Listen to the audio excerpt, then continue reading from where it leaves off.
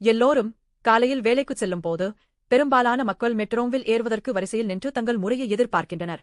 ஆனால் யாராவது வரிசையை புறக்கணித்து முன்னால் நுழைந்தாலோ அல்லது தள்ளிக்கொண்டு உள்ளே சென்றாலோ காத்திருப்பவர்கள் கோபமடைந்து அநீதியை உணர்கின்றனர். ஆனால் ஒரு நாட்காலியில் உள்ள ஒருவர் தோன்றும்போது மக்கள் இயல்பாக வழிவிடுகின்றனர். இது கருணை செயல்படும் ஒரு தருணம்.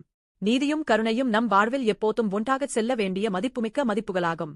பைபிளின் 2 சாமுவேல் 21ஆம் அதிகாரத்தில் இஸ்ரவேல் மக்கள் 3 ஆண்டுகளாக பயங்கரமான பஞ்சத்தால் அவதிப்பட்ட ஒரு காலம் பற்றி கூறப்பட்டுள்ளது. அரசர் தாவீது இதற்கு காரணத்தை அறிய கடவுளிடம் வேண்டினார். கடவுள் இது அரசர் சவுல் கிபியோனியர்களைக் கொன்ற பாவத்தின் காரணமாக என்று வெளிப்படுத்தினார். கிபியோனியர்கள் சவுலின் மகன்களை தூக்கிலிட வேண்டும் என்று கோரினர். தாவீது அவர்களின் கோரிக்கையை ஏற்று சவுலின் மகன்களையும் பேரன்களையும் ஒப்படைத்தார். இந்த நிகழ்வின் மூலம் கடவுளின் நீதி வெளிப்பட்டது. கடவுளின் நீதி என்பது வெறுமனே சட்டத்தை பின்பற்றுவது மட்டுமல்ல, இது உலகைச் சரிசெய்யும் கடவுளின் ஒழுங்கையும் ஒழுக்க நெறியையும் பிரதிபலிக்கிறது. சவுலின் தவறு காரணமாக அவரது குடும்பம் தியாகமானது.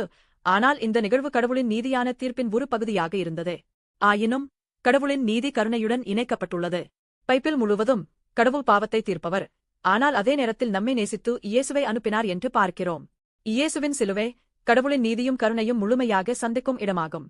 இயேசு நம் பாவங்களை ஏற்று நமக்குப் பதிலாக தீர்ப்பை எதிர்கொண்டார். அவரது தியாகத்தின் மூலம் நாம் மன்னிப்பையும் இரட்சிப்பையும் பெற்றோம். சவுலின் குடும்பத்தின் மரணம் இயேசுவின் பரிகார தியாகத்தை முன்னறிவிக்கும் ஒரு நிழலாக உள்ளது.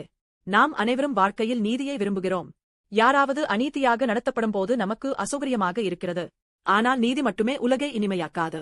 கருணை அதனுடன் இருக்க வேண்டும். இயேசுவின் சிலுவை இவை இரண்டையும் நமக்கு கற்பிக்கிறது. கடவுள் பாவத்தை நீதியுடன் கையாள்கிறார், ஆனால் நம்மை கருணையுடன் அரவணைக்கிறார். இந்த அன்பை அறிந்தவர்கள் மற்றவர்களை கவனித்து ஒழுங்கை பேணி ஒருவரை ஒருவர் மதிக்கும் வாழ்க்கையை வாழ்கின்றனர். இன்றும் நாம் ஒன்றாக நன்றாக வாழ்பவர்களாக இருக்க வேண்டும்.